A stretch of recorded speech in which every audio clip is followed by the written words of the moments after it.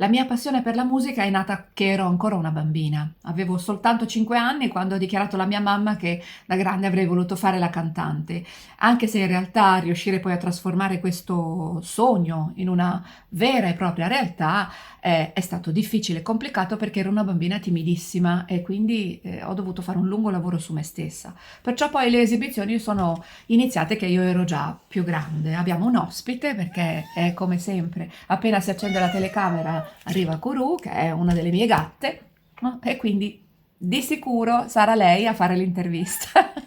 Essendo stata una bambina molto timida, in realtà i miei inizi sono arrivati dopo l'adolescenza, cioè praticamente le prime esibizioni davvero le ho fatte intorno ai 17-18 anni, in un locale della provincia di Modena, dove ho iniziato i miei piccoli concerti e dove ho scoperto che attraverso la voce potevo davvero riuscire a comunicare le mie emozioni, ma soprattutto che queste emozioni venivano recepite e accolte da chi mi ascoltava. E da lì ho capito che non avrei più dovuto fermarmi.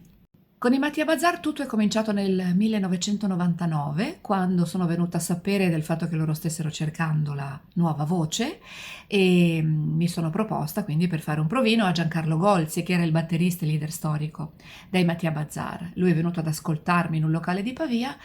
Ho fatto questa prima audizione, poi ne ho fatte altre due. Soltanto alla terza audizione, in presenza di Piero Cassano, i Mattia Bazar mi hanno detto sì, sei la nostra nuova voce.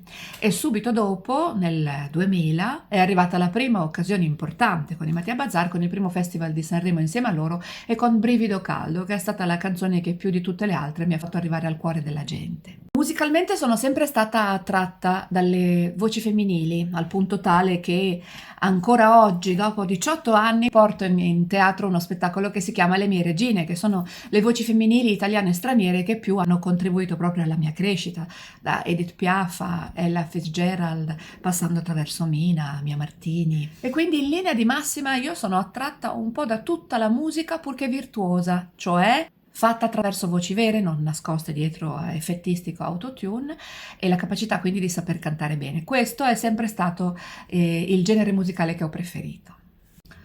La partecipazione a tale quale show è stata una bellissima esperienza, molto faticosa, perché la produzione mi ha meravigliosamente assegnato grandi canzoni e grandi interpreti femminili cui dare la mia voce, ma l'imitazione non è mai stato il mio genere né il mio stile. Da sempre lavoro su me stessa e anche sugli altri per far sì che ognuno di noi sia in grado di tirare fuori la propria personalità vocale.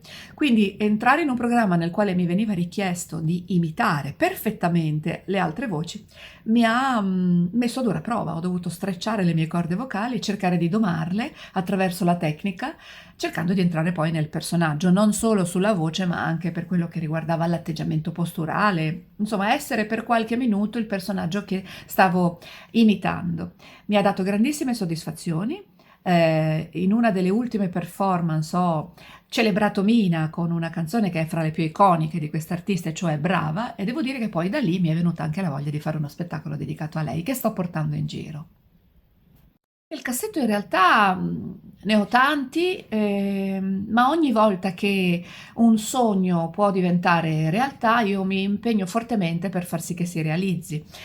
Di recente, per esempio, sono entrata dentro il mondo magico del repertorio di Mina attraverso uno spettacolo che si chiama Silvia Mezzanotte canta Mina, in cui canto tutte le canzoni più belle di questa straordinaria artista e racconto un po' della sua storia, un po' della mia. Lo faccio con un ensemble musicale tutto al femminile, 9 donne che si chiamano Le Muse e il maestro Andrea Albertini. Quindi ogni volta che c'è un sogno, per me un sogno significa la volontà di una nuova progettualità, mi impegno fortemente affinché diventi una realtà e non rimanga un sogno nel cassetto.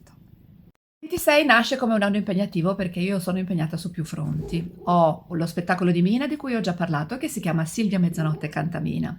Lo spettacolo che si chiama Le mie regine in teatro, che celebra le voci femminili più importanti d'Italia e del mondo internazionale. Sono impegnata insieme a Carlo Marrale, che è uno dei fondatori dei Mattia Bazar, autore delle più grandi canzoni della band come Vacanze romane e Ti sento. Con lui stiamo in teatro, celebrando i 50 anni di Stasera che sera, ma anche stiamo lavorando a degli inediti che vedranno la luce al più presto, quindi sarà un anno molto impegnativo. Un saluto e un abbraccio calorosissimo a tutti gli amici di Sicilianaria. Un abbraccio e a presto. Ciao da Silvia Mezzanotte.